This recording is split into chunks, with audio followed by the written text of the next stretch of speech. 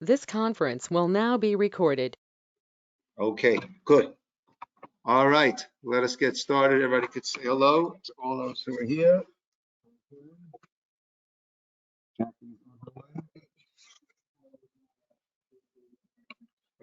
Okay, all right, good.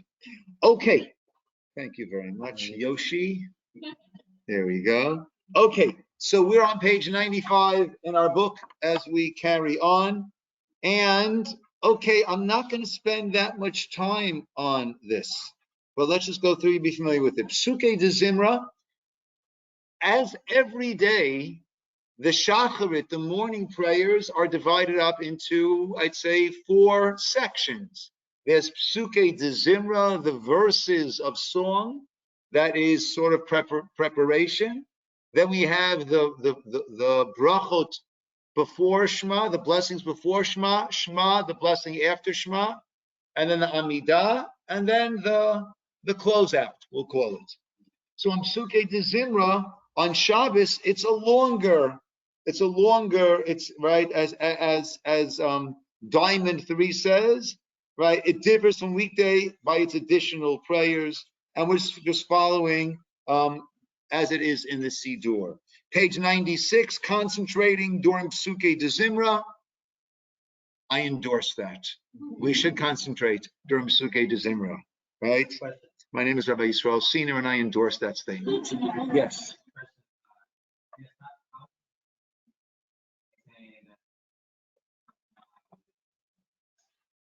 Okay, good. How does one maintain the kavanah when it's going fast? Okay, so one must keep in mind fast is a very, very subjective term. Okay, meaning someone could be going at a certain pace, and for some guys here or some women here, it's too fast. I can't go that fast. For others, it is bothersome that it is so slow, right? So it's important to keep that in mind. So everyone's got to look at what is a pace that works for them, okay? In the shul, we have a basic pace, but some people, when they're leading, go a little bit faster than that. Some people go a little bit slower. So it really varies. What I find for myself, sometimes the pace is a comfortable pace, and I feel that I'm able to have kavanah, to have good focus. Other times, it might be the same pace, but on other times, right, we're never in the same exact state of mind, every single day. So sometimes I feel I need to take a little bit slower. In that case, I ignore the pace of the chazan and I go at a slower pace. And if I have time after davening, I make up the things that I missed.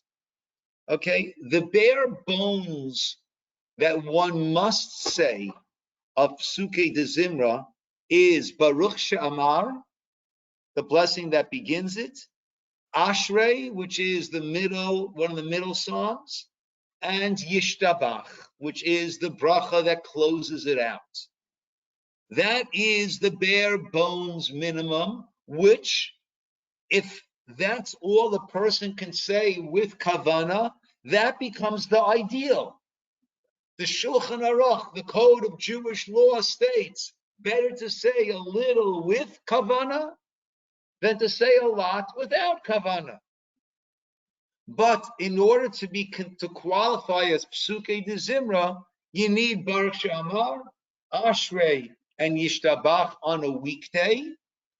And on Shabbos, you need Baruch She'amar, Ashrei, and then starting Nishmat straight through. Nishmat, Shochin Ad, B'makalot, Yishtabach. Because really, there's a very long Yishtabach that starts with Nishmat. On Shabbos, on weekdays, we cut it down and just say the last part of it. But actually, that's the big Yishtabach starting with Nishmat. Okay? That's the bare bones minimum that a person should say. Now, halachically, from Yishtabach until the Shemona Esrei, one cannot omit anything. in order to catch up. Okay, there one must say everything, but Rabbi, yes, just 1 second, Leticia. But please? Can you repeat that? I missed something. Yes, important. I'm sorry. So from Yishtabach, when we get to the blessings before Shema, the Shema and the blessings after, those are non-negotiable. Those we can't skip in order to keep pace. Okay? But that is the halacha. This esteemed crowd that I am speaking to are in the conversion process, and you're learning how to do it. So for you, I would say it would make sense if from Yishtabach to the Amidah is too fast. So on one day pick these brachot and say it slower at your pace, and then say Shema, and then on another day pick a different. There are 2 blessings before, 1 after. Right? The one before is very long, the first one's very long, second one's shorter, the third one after is longer again. Right? So pick a pace that works for you and say as much as you can, and that way you will become more and more familiar with it. And by the time you convert, you'll be able to say the full amount. Right? Once you convert, if you're unable to say the full amount, then you would go at your pace and start the Amidah a little bit later than everyone else. Okay? But this is the learning preparatory phase. So let's use that to learn and prepare in a way that is successful and meaningful. Okay? Yes.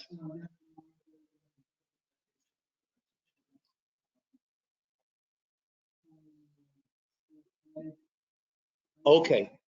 So Josh is asking, let's say we're saying our Amidah over here with a minyan, and then and we're still saying our Amidah. It's taking us a little bit longer, which is great.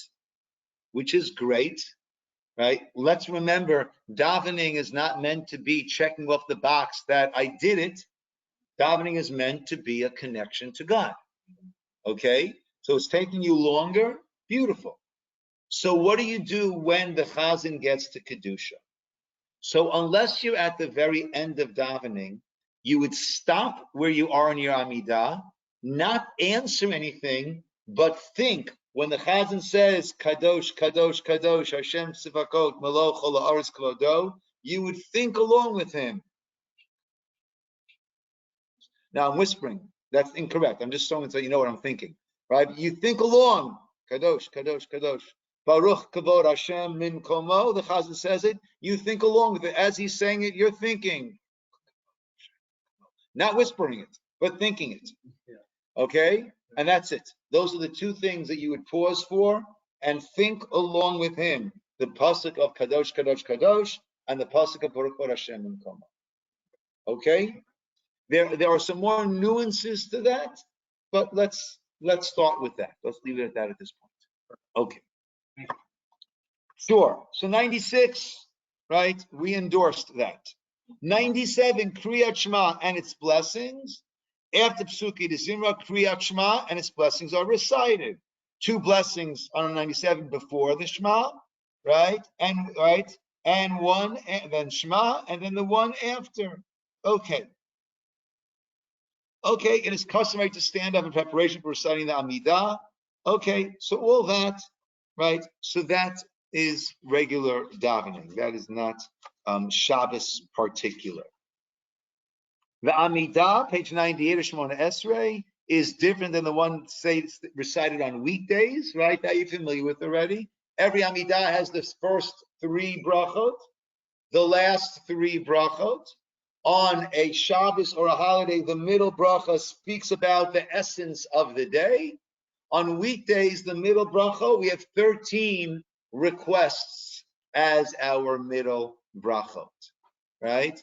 And it's called Shmona Esrei. What does Shmona Esrei mean? 18. And how many brachot do we have?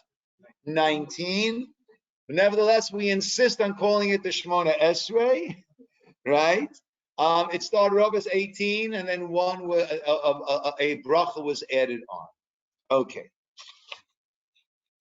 Birkat Kohanim, the priestly blessing. Okay, that is on page 100. So minhag Sfard, the custom of Sfard, is to do actual Birkat Kohanim at all davenings, Shacharit, morning, and Musaf. The minhag Ashkenaz in Israel is to do it at all davening, Shacharit and Musaf. The minhag Ashkenaz outside of Israel is we do it on holidays, as we did it on Pesach, and we'll do it on Shavuot. We take out the Torah scroll, page 101, 102. There are 7 aliyot. Aliyah, the person is called up really to read from the Torah, but since we're not all proficient in reading from the Torah, instead of the person called up reading, we have a designated Baal Koreh, reader, who reads for each of us, and the person who gets the aliyah makes the bracha before and after. Okay. The reading of the Torah. Okay, 104, 105. After reading the Torah, the Maftir and the Haftorah. Okay, the Haftorah, reading from the prophets. Okay, just very briefly, just to have the knowledge. So why do we read from the prophets every Shabbos after we read from the Torah? So we have 7 aliyot, and then we call up the person called the Maftir. He rereads from the Torah and then reads from the prophets. What's that about? So during the time of the Hanukkah miracle, leading up to that, there was a decree that we were not allowed to read from the Torah. We didn't want to lose this pattern, this mitzvah. So instead, we chose a reading from the Navi, the prophets, which we were allowed to read from, that was thematically connected to the Torah reading, and we read that instead. Once we were once again able to read the Torah, we maintained that reading from the prophets, but we didn't want to equate Torah reading with prophet reading, meaning 7 people read from the Torah and 1 person reads from the prophets. It sounds like we're equating Torah and prophets. Therefore, the one who reads from the Torah, from the prophets, will first read from the Torah. Everybody reads from the Torah. You get called to read from the Torah. The last one will also read from the prophets. Okay? That's the Maftir and the Haftorah. So the Maftir on a regular week, on an ordinary week, I should say, we just reread the last 3, 4, 5 verses from the 7th aliyah. If it's a special week, it's Rosh Chodesh, it's a holiday, right? It's the day before Rosh Chodesh. There we have a special, if it's Rosh Chodesh or holiday, there we have a special reading for the Maftir from a different Sefer Torah. Okay, that you can rely on the Gabbai and the Rabbi to organize that properly. You don't have to worry yourselves about that. Lifting the Torah, okay, the Torah is lifted up, right? Everyone is supposed to see the writings. That's why I tell people, you do the lift when you're doing the lift, right? So it's hard to lift it up like that, but if you use some physics, you pull it out and then reach that midpoint and then bring it down using this, right? For leverage, then you get under it and it's straight and you go up, and then you do a 360, right? Some people are not sure, they start going this, start to get all dizzy, and I start to get vertigo watching them, right? Just lift it up, do a 360, and sit down, and that way you can be assured that everyone got to see the writing of the Torah, which is the idea of it. Yes, Gabriel.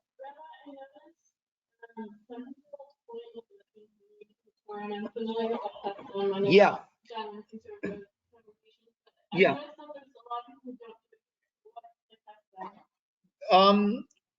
That's the custom. Some do and some don't, right? It reminds me of this story that a new rabbi comes to a congregation and they come to a certain thing, and there's a whole argument that breaks out. These people say, you got to use your pinky. They'll say, no, you don't use your pinky. So he referred back to the Rabbi Emeritus and called him up and said, Rabbi, I want to know what's the custom. He said, why? What happened? He said, well, some people said, he started yelling, you have to do it. I said, you don't have to do it, and turned into a whole fight. He said, yes, that's our custom. Yeah. So there are those who have that custom. Sometimes I do it, sometimes I don't do it. It's not halacha, right? Yes, yes. One is supposed to see, right? To see it, right? Lifting doors, go, okay, turn to right, left, front, and back. Just do a 360. So the entire congregation can see its script. It is a mitzvah for all to see the script, right? Okay. Yeah, he doesn't mention the pinky, right? Right. Now this is interesting. When one does lift it, you're doing hagba, guys. When you reach that point, you want to get to a seam between the different pieces of parchments that are sewn together. You want to get to a seam. Why? For a very deep Kabbalistic reason. I'm kidding. For a very practical reason. If it tears, I mean, if you go like this, right? So you won't be asked to do it in the future, right? But if that does happen, then at least it'll tear on the seam, the stitch will come out, and then you'll need someone to restitch as opposed to actually tearing the cloth, the parchment, and now we need to hire a sofer to rewrite that whole part of the Torah. Okay? I've never seen it split either on the seam or tear, right? Yes. Yeah. And certain different Torahs have different weights, right? We have 3 Torahs that we use. There's the Lipa Torah, donated by the Lipa family, which is a newer one, which is a lot lighter. It'll depend on the thickness of the cloth of the parchment and of the wooden, the Eitz HaChaims, the wooden.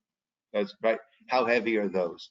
We've got the other Torah, we call it, which is in between weight, and the big red one that we use on Rosh Chodesh. That is a very heavy Torah, and we're very selective over who we give Haggadah to for that. And actually, it's usually the little guys who are really good at it. It's the Joe Baders and the Shmuley Leventhals who are the ones who can handle that with grace. Yeah. Yes. So yes, it is. If one got Hagba or Galila, that's the lifting or the wrapping, then one really must follow the Torah to finish the job. But it is a way for everyone to give honor, to follow the Torah, to escort the Torah. Yes. Okay. All right, there's a mitzvah, guys, page 110, 111, to prepare the Torah reading or to learn the parsha of that week by reading the Torah twice and the Targum, either Rashi once during the week, and that is, we'll get there. Okay. Then it's followed by Musaf on page 112. Musaf means additional, on a day where there is an additional sacrifice. Corresponding to that, we have additional prayers. Okay, at the end, they don't call it Bima time over here. It's a pity, right? At the end, we have Bima time for all our wonderful children to come up and lead us. Okay, chapter 7, Shabbos morning and afternoon, page 117, the Shabbos day Kiddush, said over a cup of wine or grape juice, right? There are different verses that one says. Okay, different. Yes. The what?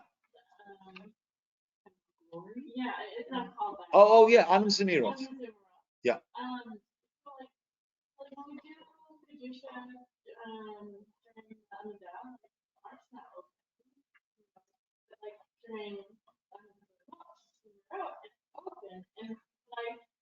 struggle because like one of the prayers, like I really don't know, and I kind of try to follow, but it also like the kids are leaving and it's very fast, and I feel like the ark's open, like this is very holy, and I've read some of the commentary in the Torah, but like I'm not really making the connection. Of, Yeah. the impact of that. So Anim Zemirot is a pretty Kabbalistic prayer that is said. Maybe we could be Malamed Zuchut, which means defend, and say that, since such deep Kabbalism, so we give it to children because adults and children are equally mystified by it. It's the custom in many synagogues, right? That it's the children that lead the end, right, including Anim Zemirot. Yeah. Yeah. Yeah. It is a holy prayer. It is a holy prayer, and that's why we open the ark. Yeah. Yeah.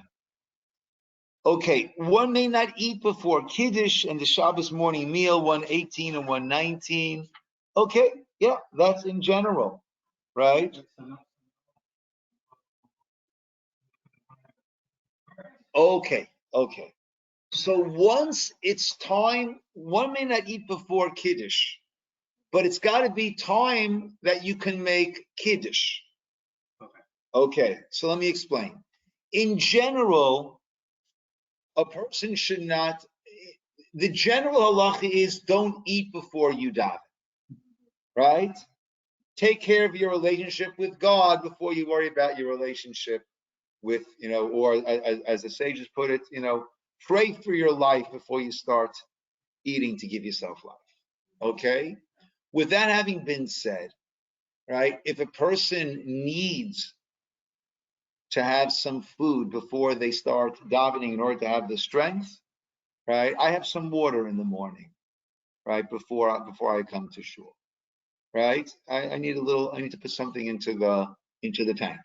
Okay, I take some vitamins in the morning, so, right, but I don't have a meal, right? The person needs a coffee, one could have a coffee, if that's what one needs for davening. Now, Shabbos is a little bit of a different story, because on Shabbos, on one hand, you have two factors telling you not to eat. One factor is regular, you don't eat before davening. Second factor is on Shabbos, there's Kiddush, you're not allowed to eat before Kiddush. On the other hand, whereas on a Monday morning, we start 6:30, we finish 7:20. On a Shabbos morning, we start 9 o'clock, we finish 12 o'clock. And then the rabbi's there shaking people's hands until he makes Kiddush. Right? It can take a long time, right? So, in terms of the Kiddush aspect, you can't eat before Kiddush, but you could only make Kiddush when you could have a meal.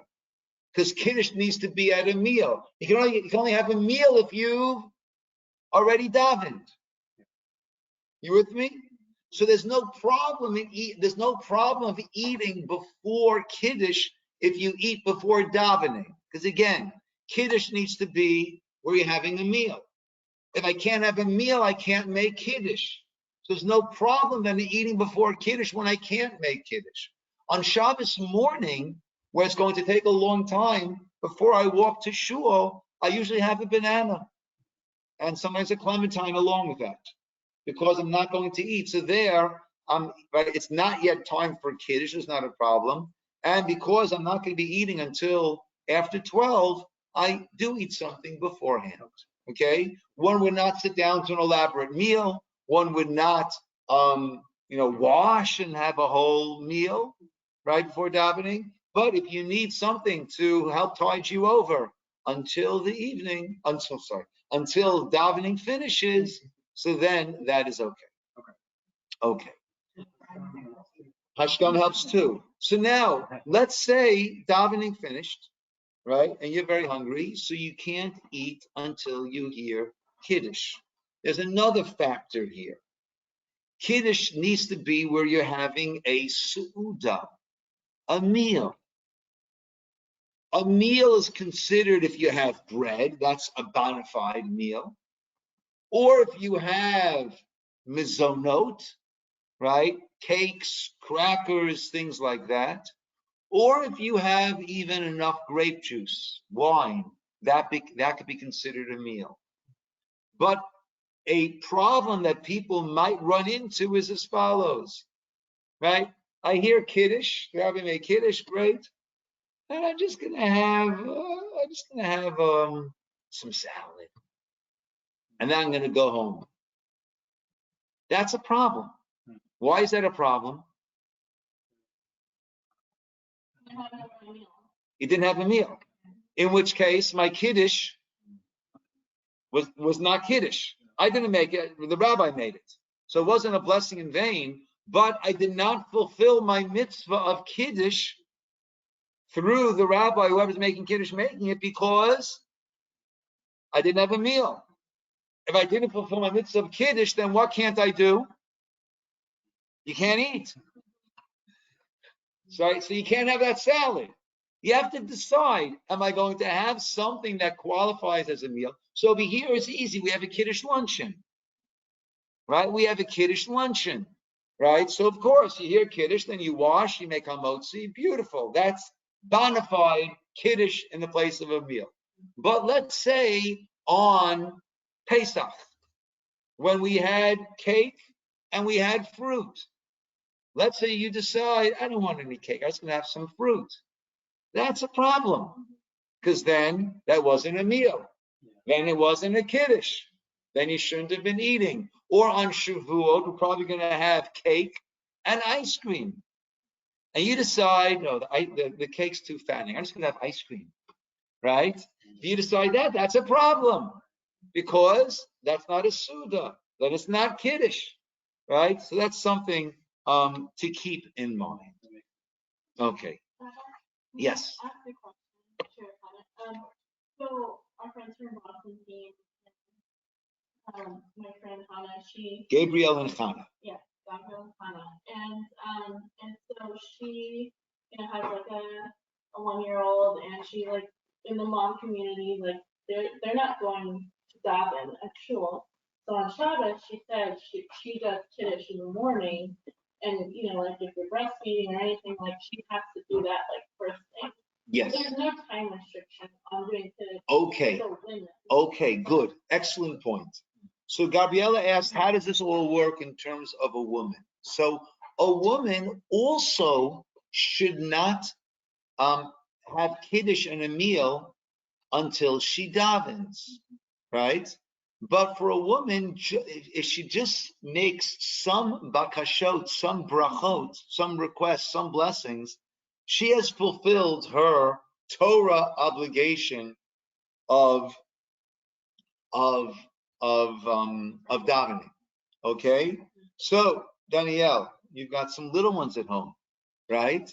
Right. So you can say a few prayers, right? A few blessings, a few of the morning blessings, and then you can make Kiddush, right? And then you would eat, right? And give yourself the strength you need, right? If you're nursing the children, or even not nursing, or I imagine the baby you are nursing, whatever the case is, but then you're busy with the other two little ones, right? So yeah, that's an important point. Thank you, Gabriel. Okay, so that's clear. So a woman fulfills her mitzvah of davening with a few brachot. At that point, she's like after davening. At that point, so she should make Kiddush, and then she can eat. Okay. 100 blessings each day. Okay. Right? Yes, a person should try to write blessings each day. Okay. I like on page 120 now. I like diamond number 4. It is commendable to take a nap on Shabbos. I'm all in favor of that. I endorse that. Okay. Torah study on Shabbos. That's also important to do. I endorse that too. That's on page 121. And we all do that together between Mincha and Mariv. Once we reinstate Sudash Lishit, okay, which is the third meal on Shabbos, we always had that here in Shul. Yeah, and we kind of canceled that due to COVID, and we're going to be reinstating that. Once we do that, then the learning period will be about 40 minutes before Mincha, is when we have that learning period group. Okay, Shabbos Mincha, V'rchi Nafshi, fair enough. Sudash Lishit, 124, the third Shabbos meal. Okay, it's a mitzvah to eat 3 meals on Shabbat. Okay, Kiddush is not recited before this meal. Okay, this meal differs than the first 2 meals, the Friday night and the Shabbos afternoon meals. Those need to be bread meals. Okay, I mentioned you could be yotze, you can fulfill your mitzvah of Kiddush in the place of Suda, even if you have some cake, but that will not count fully as your second meal. Right, the second meal needs to be with bread. The third meal, ideally with bread. It could also be with cake. It could also be with fruit. It could also be with fish or meat or fowl. Okay. Personally, I don't eat as much as I used to. Used to be heavier. I don't eat as much as I used to. So I have like 1 big meal a day is really what I have. So for the third meal, I typically, I'm at home before I come to shul, I have some fruit. That's how I have that meal. So the third meal differs from the other meals in that respect. Ritzei v'hachlitzenu. What is page 1? What is ritzei v'hachlitzenu? Ritzei v'hachlitzenu. That is the paragraph that we add to our benching, our grace after meals, Birkat Hamazon, on Shabbos. Okay? And well, I can go through it. There's sometimes we add Ritzei if it's Shabbos, or we'll add Yala v'Yavo if it's a special day. So what is the rule when it comes to, oh, I forgot to include that paragraph. I forgot to say Ritzei on Shabbos. I forgot to say Yala v'Yavo on Yom Tov. I forgot to say Yala v'Yavo on Rosh Chodesh. Okay? What is the rule in that situation? So there we have a very, very neat rule of thumb. I don't like to use that expression. You know where rule of thumb comes from? Huh? Rule of thumb comes from a British common law that a man is allowed to hit his wife with a stick as long as it's not thicker than his thumb. That's the rule of thumb. That's why I don't like using that term. Huh? Yeah, it's an uncomfortable expression. So there's a clear rule when it comes to this. Let's leave the thumbs and British common law matrimonial craziness out of it. Yes. So the rule is as follows. Does that day require you to have this meal, this bread meal? So Friday night, you left out Ritzei. Ritzei is for Shabbos. Does Shabbos require you to have a bread meal Friday night? Yes. If you forgot Ritzei, you've got to repeat the benching. On Yom Tov, you forgot to include Yala v'Yavo. Does Yom Tov require you to have a bread meal? Yes. On Yom Tov, you have to have 2 bread meals. 3 is a Shabbos thing. Yom Tov is a 2, right? So if you forgot Yala v'Yavo on Yom Tov, you have to repeat the benching. If I forgot Yala v'Yavo on Rosh Chodesh, does the new moon, does the start of the new month, the Rosh Chodesh, does that obligate me to have a bread meal? It does not. Therefore, if I forgot to say Yala v'Yavo on Rosh Chodesh, I don't need to repeat the benching. Now, when it comes to Ritzei, at the third meal, so there, since Shabbos is not requiring this meal to be a bread meal, if I forgot Ritzei in Birkas Hamazon, right, then I do not need to repeat. Okay. Motzei Shabbos, chapter 8. When Shabbos is over, right, we make we include Atachonantanu. That's a paragraph that's included in the Ma'ariv Shmona Esrei on Saturday night. Okay, we add Kiddush Levana. We do when there is that at least 3 days into the new moon for the first half. We do that, and then we do our Havdalah, page 134 and 135. Okay, Havdalah consists of 4 blessings.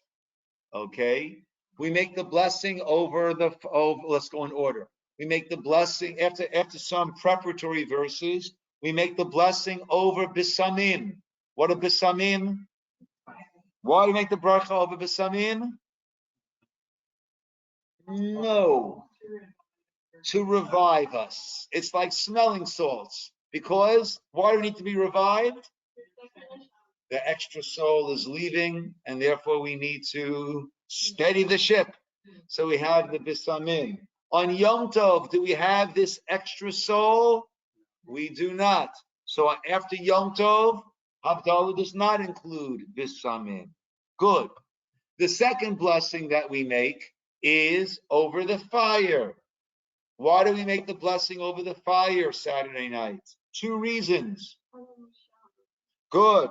Adam and Eve had a Saturday night bonfire, right? That's when fire began, Saturday night. Second reason. Good. To show we couldn't use the fire before, now we can. Therefore, on a Saturday night, what do? We light a flame, right? And to show the creation of fire, and also now we can utilize fire. On Yom Tov, on a Tuesday night, Yom Tov ended. Do we have fire as part of our Havdalah? We do not. Why? We are 0 for 2. It's not Saturday night when fire first came about, and we were able to utilize fire on the Yom Tov.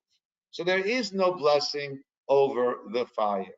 Yom Kippur is interesting. Because Yom Kippur, whereas Shabbos we have the 2 reasons, and on a holiday we have neither of those reasons. Yom Kippur, we're not allowed to use fire, but fire wasn't created.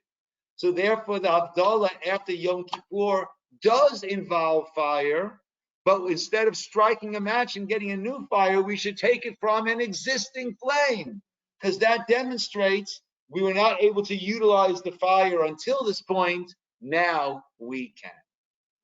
The other 2 brachot are the blessings of Hamavdil Ben Kodesh L'chol, that separates between the holy and the mundane. That is, we always make that bracha, whether it's after Shabbos, after Yom Tov, and also Borei Pri HaGefen, the blessing over the wine, and that is done no matter what. Okay, 140. One is not allowed to eat or drink anything besides water before reciting Havdalah on Motzei Shabbat. So Shabbos ends, the only thing you're allowed to have is water. Now, when Tisha B'Av falls out on a Sunday, so then, just 1 second. Hi, honey, I'm just finishing the class. I'll call you back in a few minutes. Thanks. When Tisha B'Av falls out on a Sunday, Havdalah gets pushed off until Sunday night. You can't make Havdalah when Shabbos ends. It's Tisha B'Av. You can't be drinking, anything like that. So then you can't really break your fast until you hear Havdalah after Tisha B'Av. I once had a situation, with this will end. Natalie was running her camp, and on Tisha B'Av, I decided to drive in from camp to New York to go to the gravesite where my parents were buried. And I had enough time to get back to camp well before the fast ended. I break my fast in camp. There was this crazy rainstorm, and the Grand Central Parkway was flooded, and I was stuck there. I didn't get home till about 12 1 o'clock in the morning. So it was quite a long fast. But I couldn't even go into a store and buy something. The fast ended to buy a candy bar, buy some chips, because I hadn't yet heard Havdalah. And the convenience stores along the way don't sell Kedem grape juice or kosher wine. So I couldn't make my Havdalah. I did have a bottle of seltzer in the car. So I figured seltzer is water with bubbles. I'm allowed to have water before Havdalah, so I had my seltzer to keep me going until I got back. Okay, we'll call it over here, my friends. That ends part 1. Now we get to section 2, which is really section 2 is going to go through the 39 malachot, and then the next part is going to go through more of the applications of that. So that's the meat of the matter, and we'll pick that up next week. Okay, everybody. Good night, everybody. Say good night to our crew. Good night. Good night. Okay, good night, everybody. Did I record this? Yes. Good. I did, okay.